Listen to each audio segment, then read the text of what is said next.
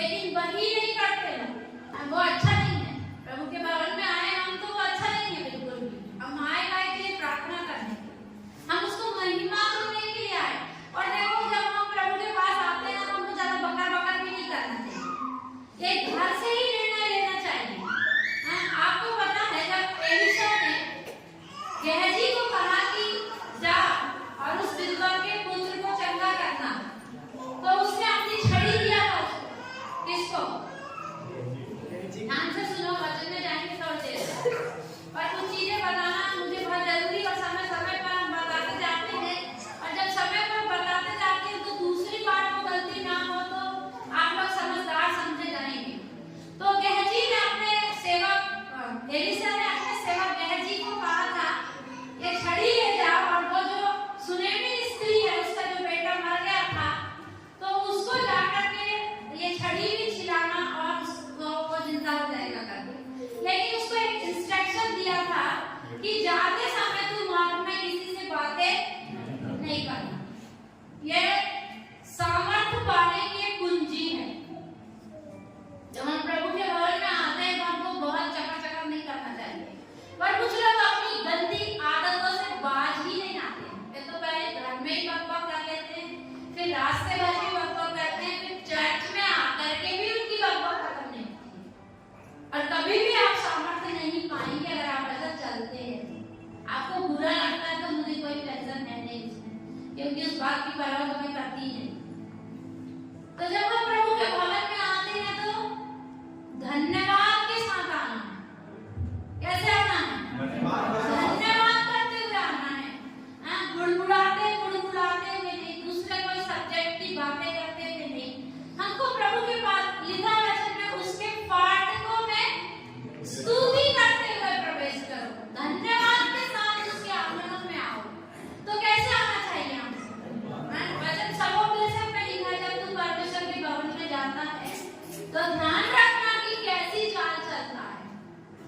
हम प्रभु की उपस्थिति में आए, पहला आदर उसको देंगे, उसको प्रेज लॉर्ड करेंगे, उसके पास बैठेंगे। आपसे क्यों प्रेज लॉर्ड करेंगे? हम बाद में आखिरी में क्या करेंगे? फिर आखिरी में तो आप भागोगे बिल्कुल जैसे छूटे, फिर कोई प्रेज मिलाप नहीं करना रहता, कोई भाई नहीं कोई बहन नहीं, बस भागने दो, हमको काम है दुनिया। फिर आगे जब शुरू में आए तो क्यों करना? चुप ही बैठो। अभी से मुझे कोई प्रेज लॉर्ड नहीं करना, ठीक है? आपकी मर्जी से बाद में मत करना, आपको बुरा लगता तो मत करो, मुझे टेंशन नहीं, लेकिन शुरू में नहीं करो, शुरू में डिस्टर्ब नहीं करो, किसी को भी बोलो मत। आए हो धन्यवाद के साथ प्रभु की उपस्थिति में बैठो, उससे बात करो, उसकी कांटेक्ट में आओ। यदि आप इस दुनिया में हो, आप इस दुनिया की कांटेक्ट में हो, आप कभी भी प्रभु के साथ एक अच्छे संबंध में नहीं आ सकते। आपको प्रभु के साथ एक अच्छे संबंध में आना है तो ये दुनिया से फर्दर आपको अपना पार्ट करना पड़ेगा, कनेक्शन। अगर आप प्रभु की उपस्थिति में आना चाहते हैं, उससे बातचीत करना चाहते हैं, उससे कुछ उत्तर को चाहते हैं, उससे कुछ आप पाना चाहते हैं, तो आपको ये काम में ध्यान देना पड़ेगा कि आपको दुनिया से कनेक्शन कट करना पड़ेगा, चाहे वो कलीसिया क्यों ना हो, चाहे वो कलीसिया ही क्यों ना हो। Hallelujah, hallelujah. पवित्र आत्मा प्रभु आपका वचन आज हमारे बीच में अद्भुत काम करने पाए, आपका वचन आज हमारे बीच में छुटकारे का कारण हो जाए, आपका वचन आज हमारे बीच में बंधनों को तोड़ने पाए, आपका वचन आज हमारा विश्वास को दूर करने पाए, आपका वचन हालेलुया हालेलुया सबका विश्वास की शक्ति को दूर करने पाए। Hallelujah hallelujah. आपका वचन हमारे बीच में आदर पाए प्रभु, ऐसे हम प्रार्थना करते हैं। हालेलुया। पवित्र प्रभु कलीसिया को समझने दो, कलीसिया को हालेलुया आत्मिक ज्ञान से भर दो प्रभु। कलीसिया का मकसद क्या है? हम यहाँ पर क्यों इकट्ठे होते हैं? हालेलुया। हमारे जीवन में आपकी क्या हालेलुया सहभागिता है, एक एक को समझ में आने पाए प्रभु, हम ऐसी प्रार्थना करते हैं। हालेलुया। धन्यवाद। जब आपके आगमन में देर नहीं प्रभु जी, कलीसिया आपके आगमन के लिए तैयार हो जाए, आपका वचन उसे तैयार करने पाए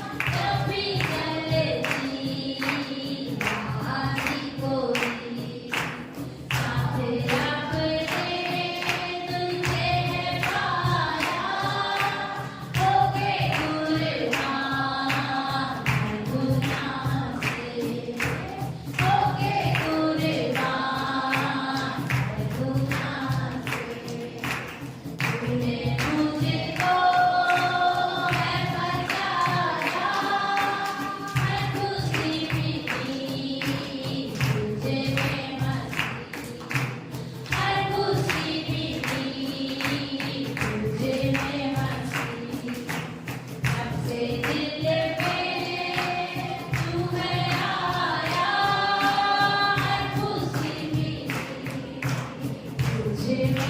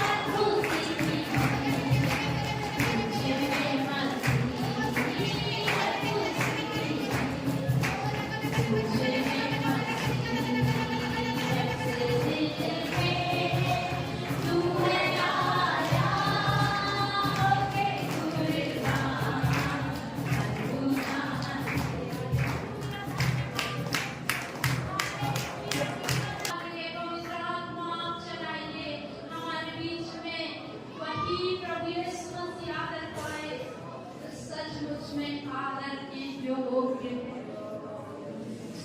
हालेलुया हालेलुया। पिता का इकलौता पुत्र मसीह बढ़ता जाए और हम बढ़ते जाएं, हम बढ़ते जाएं। Hallelujah hallelujah. और आत्मा आदर महिमा आपको देते हैं यीशु राजा के नाम से मांगते हैं। Hallelujah praise the Lord. अभी हम एक वचन पढ़ेंगे, मेरे साथ निकला लो, इब्रानियों की पत्री और 10 अध्याय और उसका 24 और 25 वचन पढ़ेंगे। इब्रानियों की पत्री 10 अध्याय 24 और 25 वचन। Hallelujah hallelujah hallelujah. हर एक जन स्तुति करते हुए बैठे, कोई भी ऐसे ही ना बैठे, हर एक अपने हृदय में स्तुति रख करके बैठना है। Hallelujah hallelujah. धन्यवाद धन्यवाद धन्यवाद धन्यवाद धन्यवाद। स्तुति हो स्वामी, स्तुति हो स्तुति हो। और प्रेम और भले कामों में उस्काने के लिए हम एक दूसरे की चिंता किया करें और एक दूसरे के साथ इकट्ठा होना ना छोड़ें, जैसे कि कितनों की रीति और प्रेम और भले कामों में उकसाने के लिए हम एक दूसरे की चिंता किया करें और एक दूसरे के साथ इकट्ठा होना ना छोड़ें, जैसे कि कितनों की रीति है, पर एक दूसरे को समझाते रहें और ज्यों-ज्यों उस दिन को निकट आते देखो त्यों-त्यों और भी अधिक यह किया करो। Hallelujah hallelujah hallelujah. Praise the Lord. एक सवाल है, सोच समझ कर जवाब दे दो। कितने लोग वास्तव में विश्वास करते हैं कि यीशु मसीह जल्दी आने वाला है? वास्तव में, झूठ झूठ में। वचन ऐसे कहता है, और ज्यों-ज्यों उस दिन को निकट आते देखो। कौन से दिन को? कौन सा दिन? यहाँ पर नहीं लिखा, ठीक है? समझने वाला समझेगा। ज्यों-ज्यों उस दिन को निकट मतलब पास आते देखो। कैसा देखो? तो क्या आप उस दिन को पास आते हुए देख रहे हैं? कितने लोग देख रहे हैं यीशु आ रहा है? क्या आप कभी एक स्वप्न या दर्शन देखते हैं कि प्रभु बादलों पर आ रहा?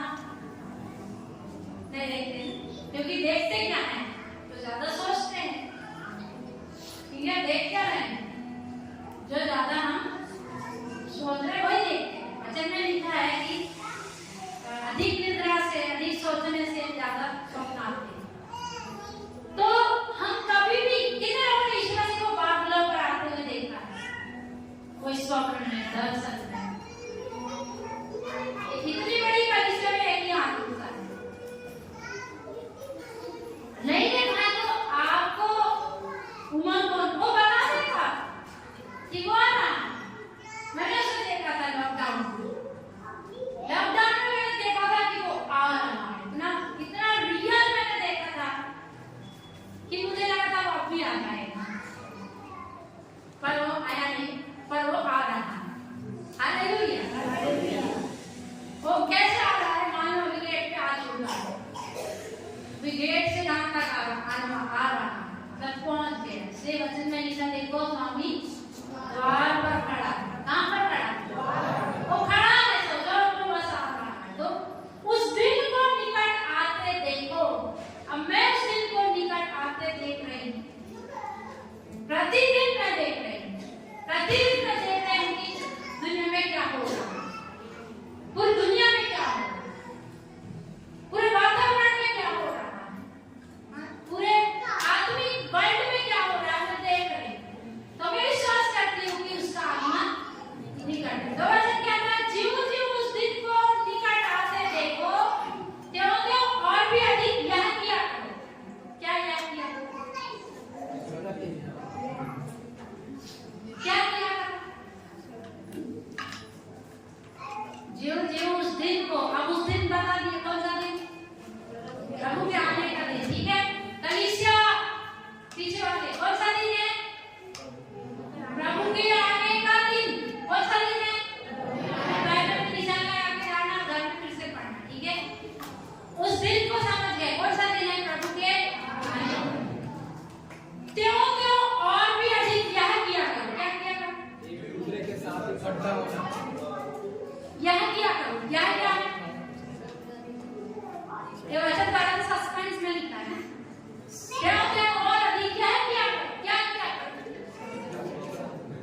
तो फिर से पढ़ोगे तो आंसर मिल जाएगा।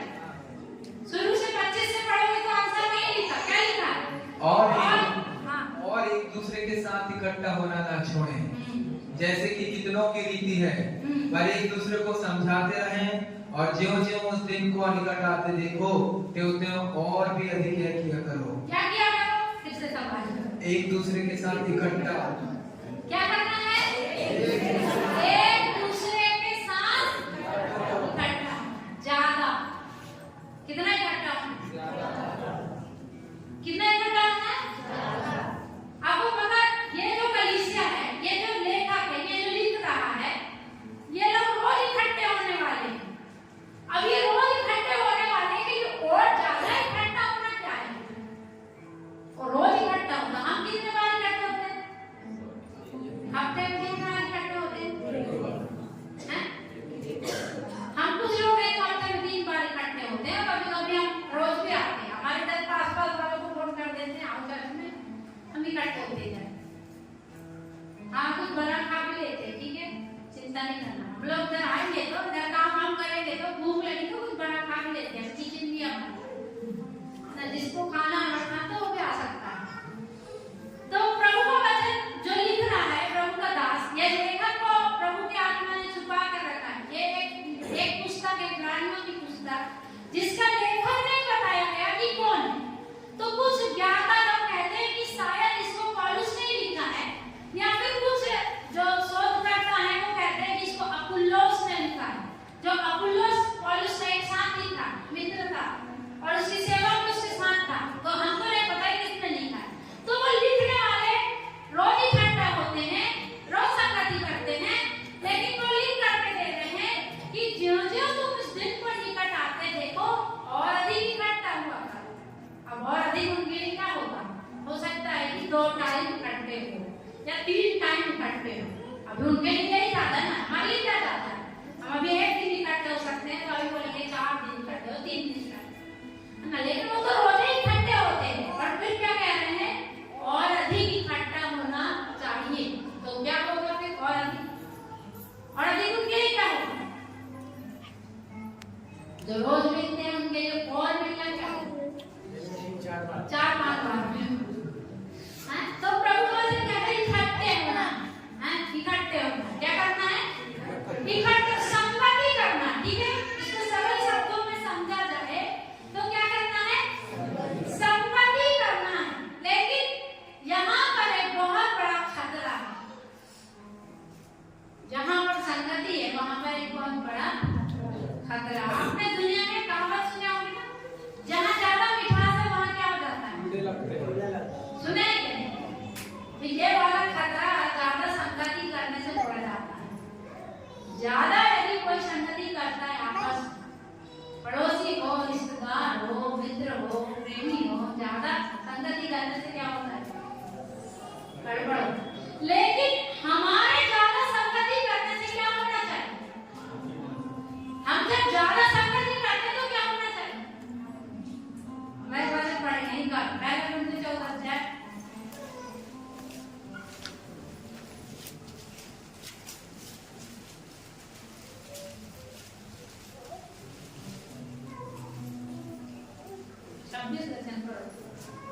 इसलिए हे भाइयों, क्या करना चाहिए? जब तुम इकट्ठे होते हो तो हर एक के हृदय में भजन या उपदेश या अन्य भाषा का प्रकाशन या अन्य भाषा का अर्थ बताना रहता है। सब कुछ आत्मिक उन्नति के लिए होना चाहिए। हालेलुया। तो जब हम ज्यादा इकट्ठे होते हैं तो क्या होना चाहिए? आत्मिक उन्नति होना चाहिए। क्या होना चाहिए? अगर मैं किसी एक भाई, किसी एक बहन से मिली तो उसकी और मेरी क्या होना चाहिए? अगर ज्यादा मिल रहे हैं तो ज्यादा मिलने से क्या होना चाहिए? आत्मिक उन्नति होना चाहिए, ठीक है। हमारे मिलने से आत्मिक उन्नति नहीं होगी और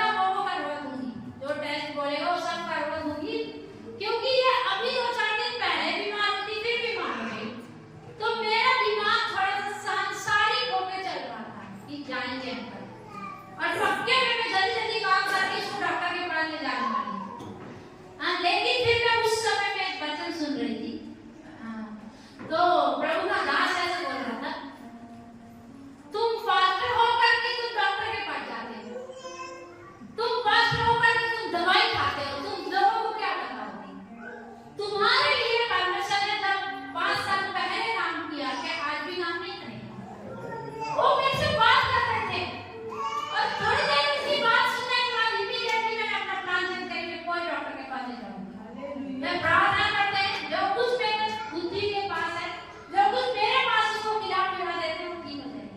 और वैसे ही होगा। Hallelujah, hallelujah. ये मेरी गवाही करता है क्या? एक दिन और 2-3 दिन पहले मेरे शरीर में कुछ तकलीफ थी, बहुत ज्यादा तकलीफ थी, बहुत ज्यादा। तो मैंने बोली कि तकलीफ का क्या किया जाए। फिर मैंने थोड़ा गूगल पर भी पूछा, तो गूगल बोला आपको विटामिन B12 की कमी हो गई, तो इसलिए ये तकलीफ है। फिर मैंने बोली कि क्या किया जाए प्रभु, ये विटामिन B12 कहाँ मिलेगा? अभी इसको क्या काय में खाएं, क्या खाएं? खाने का भी हमको तो नॉलेज नहीं, हम कुछ भी खा लेते हैं, कुछ भी बस कुछ भी अन्न डाले दे चले जाए, काम कर रहे हैं ना। तो प्रभु से मैंने बोला प्रभु आप दे, और मैं समझ गई कि ये शैतान है। मैंने बताया किसी को कि शैतान वो सब, मैं बोली शैतान तू ऐसा सोचता होगा इसको परेशान करूंगा, बाद में तू ही परेशान होकर बोलता होगा ये कौन सी मिट्टी की बनी है, ये परेशानी में होती है। इसको इतना तकलीफ देने पर भी ये परेशान नहीं होती, इतना तकलीफ भी मुझे देकर के वो परेशान नहीं कर पाता। तो हमारे पास बहुत गवाही, आपके पास क्यों गवाही नहीं है? क्या आप प्रभु के साथ नहीं चल रहे, थक गए? देखो भाई वचन में से लिखा है अंतिम दिनों में बहुतों का विश्वास चला जाएगा। पढ़े आपने?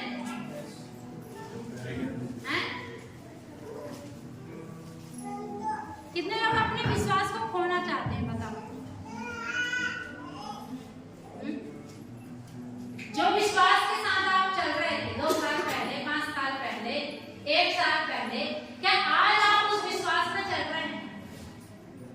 वचन में लिखा है, तीमुथियुस की पत्री में लिखा है वे विश्वास से बहक जाएंगे और बहुत देरों का विश्वास जाता रहेगा, चला जाएगा, विश्वास ही नहीं रहेगा। विश्वास नाम की चीज ही नहीं रहेगी। जिस परमेश्वर ने 10 साल पहले मेरे लिए काम कर दिया, मेरे पेट में गोला हो गया, अभी गोले को ऐसे गायब कर दिया, क्या वो परमेश्वर मेरे लिए आज भी काम नहीं कर सकता? वो कर सकता है। वो क्योंकि उसका वचन कहता है कल आज दिवाली एक सा परमेश्वर कभी नहीं बदलता है। हालेलुया। तो हमारे पास क्यों गवाही नहीं है? बस गवाही देने के लिए हमारे बीच में वो एक आदमी 12 महीने गवाही देती है, उनकी मम्मी गवाही देती है, उनके पास गवाही, आप लोगों के पास कोई गवाही नहीं। परमेश्वर का वचन क्या कहता है कि गवाही जब दे रहे हैं तो क्या होना चाहिए? क्यों गवाही दे रहे? अपनी बड़ाई के लिए, पास्टर की बड़ाई के लिए, ममता की बड़ाई के लिए? ममता क्या है? कुछ भी नहीं। उसकी क्या औकात है? कुछ भी नहीं। सारी महिमा किसको देना है? प्रभु को देना है। प्रभु को आदर देना है, उसके नाम को आदर देना। तो गवाही जब देना है तो अपने आप को बड़ा मत करो, किसी दूसरे को बड़ा मत करो। किसको बड़ा करना है? पर परमेश्वर को बड़ा करो, प्रभु को बड़ा करो। वही आदर के योग्य है, वही महिमा के योग्य है। तो हम क्या गवाही देते हैं? हम क्या किसी को मस्का लगा रहे हैं? क्या कर रहे हैं? अच्छा लगता है? संदीप से पूछते, संदीप कोई बोलता है आज आराधना हुई तो क्या आत्मा में आए, आज की आराधना जैसे कभी आराधना नहीं हुई। कितनी खुशी होती है? वो बता नहीं रहा भाई, आराधना कराने वाला भाई, बता भाई, कितनी खुशी होती है? खुशी होती है, परमेश्वर को महिमा मिलना चाहिए बस। परमेश्वर को महिमा मिलना चाहिए, ठीक है? मनुष्य खड़ा होगा तो मुंह देख के नहीं बोलना, ये अच्छा बोल रहा है। दूसरी जगह में सब चलता है, समझ रहे हैं? गवाही देना टाइम भी देना है। प्रभु को महिमा मिले, सुनने वाले की आत्मिक उन्नति हो, सुनने वाले की क्या हो? अब बीमारी की है, अभी मोसे ने गवाही दी है ना, तो अभी कोई बीमार आया होगा विचार में आया तो वो भी सोचेगा प्रार्थना करेगा तो क्या मिल गई?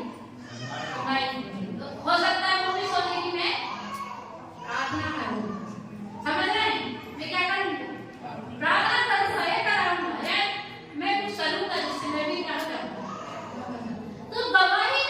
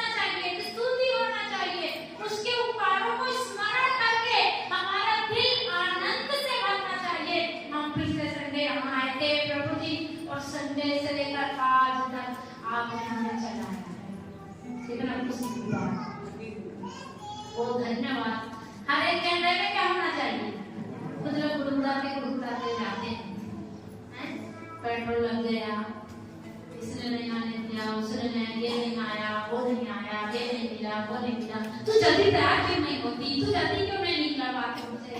सब घुमा छोड़ा कर पूरा के मेरी तरफ है, फिर गाली दिखाते और दिखाते हैं मेरे जैसा आदमी कोई नहीं। और प्रभु को सब पता है कि नहीं? एक काम करना है, संडे के दिन ज्यादा बात ही नहीं करना, सुबह से उठ के बात ही नहीं करना, काम की बात करो, बस काम की बात है, सिर्फ काम की बात करो। गप गप करेंगे तो प्रभु की उपस्थिति नहीं। क्या करना है, क्या करना है, खुद ही डिसाइड करो। आपके मन में भजन क्यों नहीं आता? गीत गाने के लिए पढ़ेंगे तो पढ़ने पढ़ाएंगे, भजन गीत गाना हृदय के मन नहीं है, कहाँ पर है? किताब में तो है, किताब में तो 500, 600, 700 गाने हैं। आपके हृदय में कितने हैं? आपके हृदय में कितने भजन हैं? क्या आप हृदय से कुछ गा रहे हैं? धन्यवाद प्रभु, तेरे भवन में तूने लाया। आज का दिन यहोवा ने बनाया है, हम उसमें आनंदित करो। क्या हमारे हृदय में भजन है? बताओ कितने लोग हृदय में भजन है? हर एक के हृदय में भजन और उपदेश। मुझे कुछ बोलना है, चाहे मैं गवाही में बोलूं, पर मुझे आज कुछ ना कुछ बोलना है। गवाही में भी बोलने का समय है, किसको बोलते बैठ जाओ, कुछ भी बताते हैं। कभी कभी गुस्सा तो आता है, फिर भी आगे आपको नहीं बोलते, आप बैठ जाओ, बोले सच में बता रही हूँ, झूठ नहीं बता रही हूँ। किसी को बोले बैठ जाओ, नहीं बोलते ना, आपको मौका दिया गया है, आप बोल सकते हैं, पर बोलो। और बोलोगे आपके सामने वाले की उन्नति और प्रभु को महिमा मिलेगी। तो आपके मन में कुछ बोलने को है क्या? आप पूरे साथ भर कुछ नहीं बोल रहे, क्या प्रभु आपसे कुछ बात नहीं करता? कुछ भी बात नहीं करता, फिर तो आप मुंह में बैठे की तरह चल रहे हैं। पहले भी वैसे चलते थे, अभी भी चल रहे हैं। बारिश रहता पहले हम उनके पीछे चलते थे, मुंह में बैठे जो थे, क्या अभी भी हम वैसे चल रहे हैं? अगर वो आपसे बात नहीं करता तो फिर आप किसके पीछे चल रहे हैं? क्या आप तड़प रहे हैं प्रभु मुझसे बात कर, आज बात कर, हफ्ते भर बात नहीं की, आज तो बात कर। हमारे बाप आपसे बात ना करे, कितने लोगों को खुशी लगेगी। मैंने पिछले दिन उदाहरण भी बताया था, इतना सुंदर उदाहरण।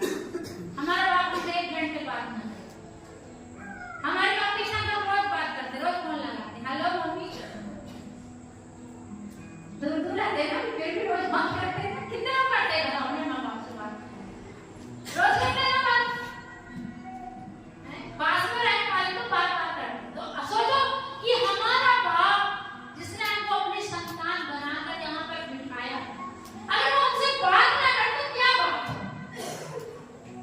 बताओ, क्या आप बोलते हैं मुझसे बात कर कि बस अरे संडे है, रीति है, जाना है चर्च में, हम तो विश्वासी बन गए, चर्च में जाना है, बाइबल खोलना है, गीत गाना है। वो लोग बोलेंगे हाथ उठाओ, हाथ उठाना, वो लोग बोलेंगे आनंदित है तो आओ बोलना है, वो लोग बोलेंगे ताली बजाओ तो ताली बजाना है, 12 बजे छुट्टी, जय मसीह की जय। क्या आप उसको बोलते हैं मुझसे बात कर, और बात करता सुनो, वचन कहता मेरा कान इतना बहरा नहीं कि मैं सुन ना सकूं। पढ़े आपने? वो कहता मेरा कान इतना बहरा नहीं कि मैं सुन ना सकूं, मेरा हाथ इतना छोटा नहीं कि मैं उद्धार ना कर सकूं। पर हमारे पास चाहत ही नहीं, हमारे पास ये नहीं। मैं आपको बताती हूँ, इस हफ्ते में मैं इनसे कुछ बात करना चाह रही थी, पर ये बात ही नहीं करने को हो रहे, और मेरे को इतना गुस्सा आ रहा था अंदर ही अंदर कि मैं कैसे बात करूंगी। फिर मैंने इनको बहुत डांट लगाया कि अगर मैं आपसे बात करूं, मैं कहाँ जाऊँ बात करने, किससे बात करूंगा? तो सोचो कि जब एक इंसान बात ना करे तो ऐसा लगता है, परमेश्वर बात ना करे तो ऐसा, मुझे तो पसंद नहीं कि वो मुझसे एक दिन भी बात ना करे। हर दिन मुझे उससे बात करना, मुझे उसकी सुनना हो क्या बोलना चाहता है। अगर वो आपसे बात करता तो लोगों को बताओ ना, प्रभु ने मुझसे ये बात किया, उससे आदमी को नदी होगी सामने वाले। आपको गवाही के समय में टाइम है, आप बताओ प्रभु ने आपसे क्या बात किया। आप खड़े हो जाओ, प्रभु ने मुझे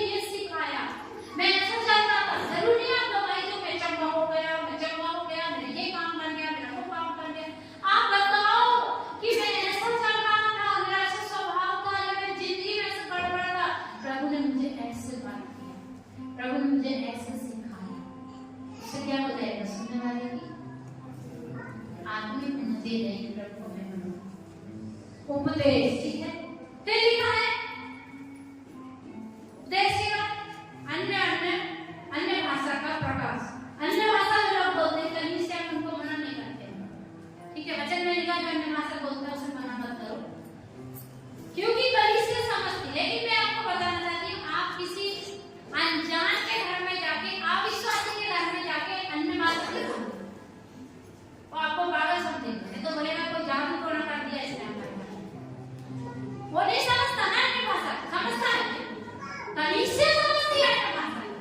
इसलिए कलीसिया में अन्य भाषा बोलने वाले को ना रोका जाए, लेकिन बाहर कोई भी जाकर के किसी भी सामने किसी भी बीच में अन्य भाषा में क्या करें?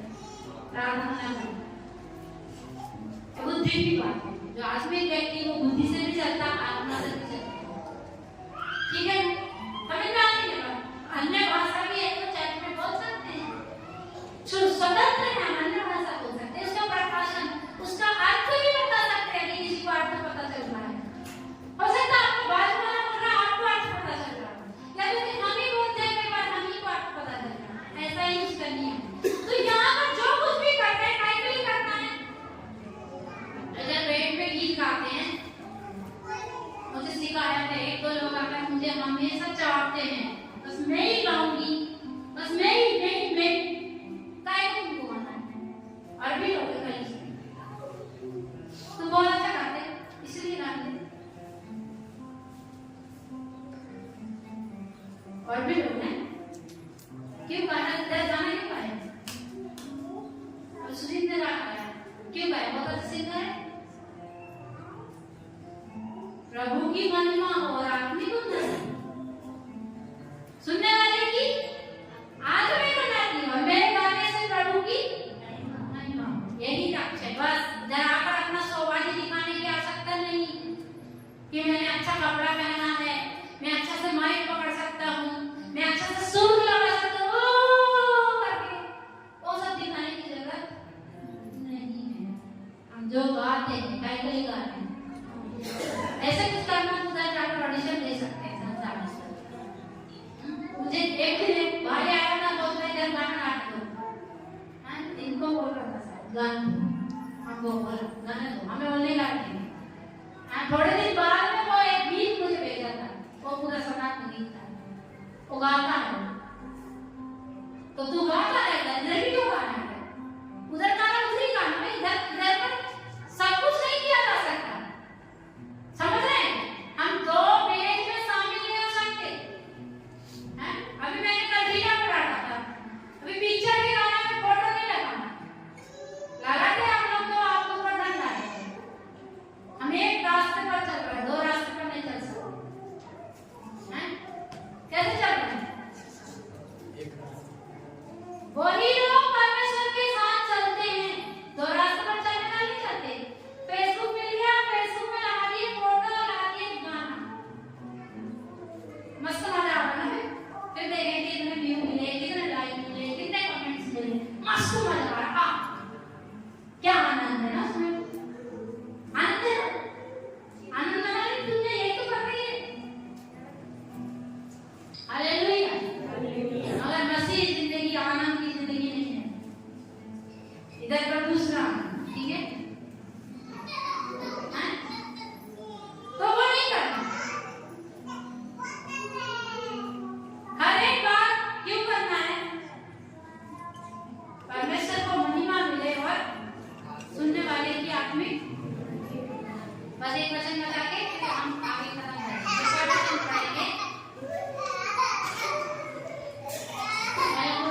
मैं 11 का 17 परंतु ये आज्ञा देते हुए मैं तुम्हें नहीं कराता, इसलिए कि तुम्हारे करते होने से भलाई नहीं परंतु हानि होती है। अभी देखो, पहले हमने क्या सीखा? सबसे पहले हमने एक वचन पढ़ा। कितने लोगों को हमने क्या पढ़ा? बोलो, आपने अपनी बाइबल में पढ़ा ना? क्या पढ़ा आपने? इब्रानियों 10 का 24 और 25। क्या वचन पढ़े?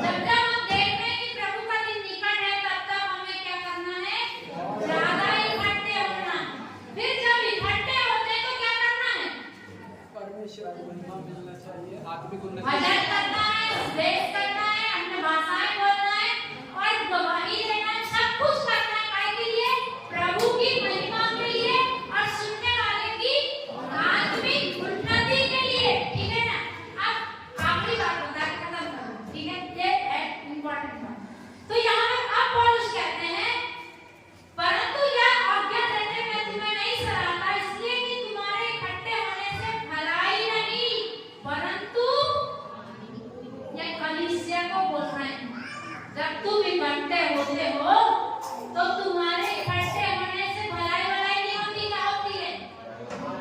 हानि होती। अब सोचो हमारे मिलने से भलाई की हानि किसके लिए आई? हम तो प्रभु की महिमा के लिए कर रहे हैं। हमको किसी से भी कोई ठोकर नहीं लगना चाहिए। अगर लगती तो आज हम दूध पीते बच्चों के ही समान, लेकिन कुछ लोग ऐसा ही करते हैं, उनमें फूट हो जाती है, ये आई है, ये यहाँ बैठी तो यहाँ बैठी। कितने लोग ऐसा करते हैं? अभी बता दो, ठीक है? अभी बता दो, पहले बता दो, ये यहाँ बैठ गई तो मैं यहाँ बैठी। ये आगे जाएगा तो मैं आगे ही जाऊंगा, ये गाएगा तो आज मैं नहीं गाऊंगा, ये बजाएगा तो मैं नहीं बजाऊंगा। तो तुम्हें क्या है? फिर दूसरा लिखा है, होती है। और मैं इस पर बिल्कुल विश्वास भी करता हूँ, और उससे तो मुझे इस पे पक्का विश्वास, मुझे भी विश्वास है पक्का।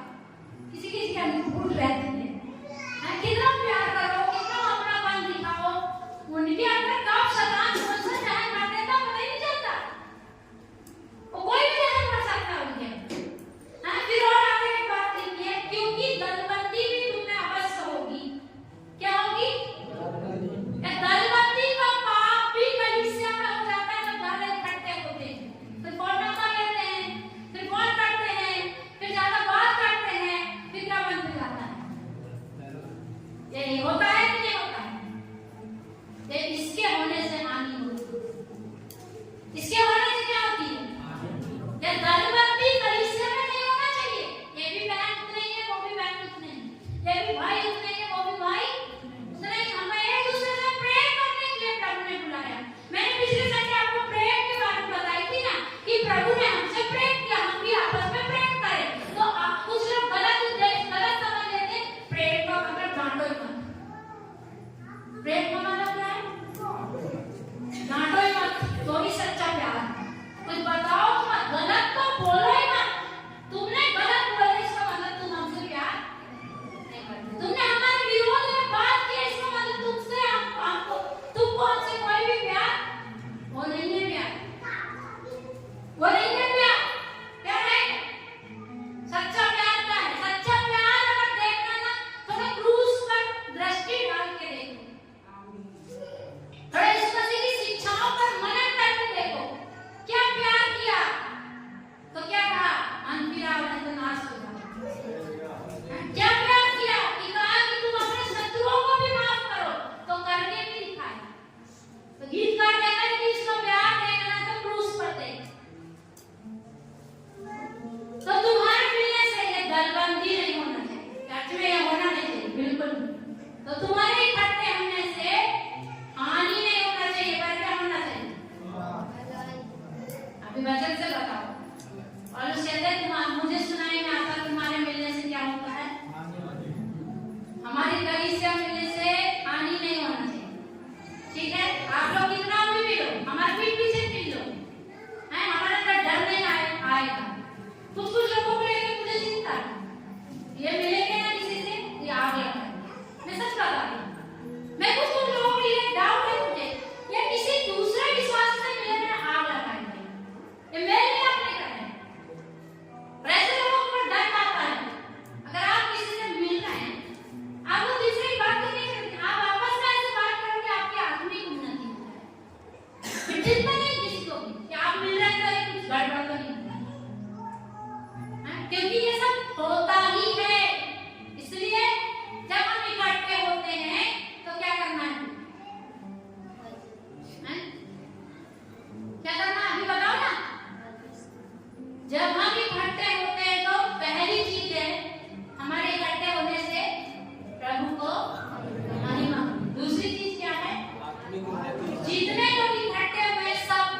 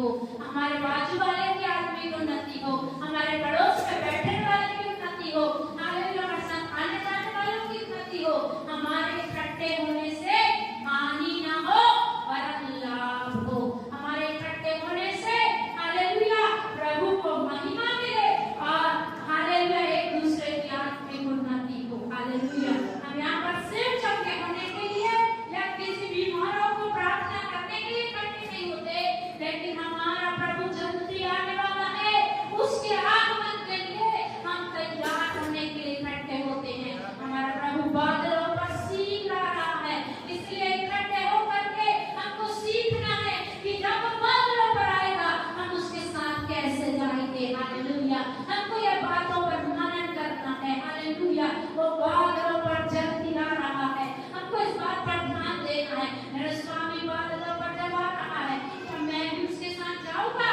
कलीसिया यह विचार करे, जितने कलीसिया हैं आज यह विचार कर ले कि जब हम इकट्ठे होते हैं क्या प्रभु के आगमन के लिए तैयार हो रहे हैं, क्या जब हम इकट्ठे हुए हैं तो हमारी आत्मिक उन्नति हुई है, क्योंकि प्रभु जल्दी आ रहा है। हालेलुया, हालेलुया, हालेलुया, ओ प्रभु जल्दी आ रहा है, ओ प्रभु जल्दी आ रहा है। समय को बहुमूल्य समझे और इकट्ठा होना न छोड़े, लेकिन इकट्ठे होने से किसी की हानि न हो वरन लाभ ही होने पाए। हालेलुया, इसलिए अधिक इकट्ठे हो और अधिक इकट्ठे होकर के हालेलुया यीशु के आगमन के लिए तैयार हो, क्योंकि राजा अधिराजा जल्दी आ रहा है। Hallelujah, hallelujah, hallelujah. बच्चे लोग जल्दी बैठ जाओ, प्रार्थना करो। हालेलुया, धन्यवाद, धन्यवाद, धन्यवाद। राजा धीरा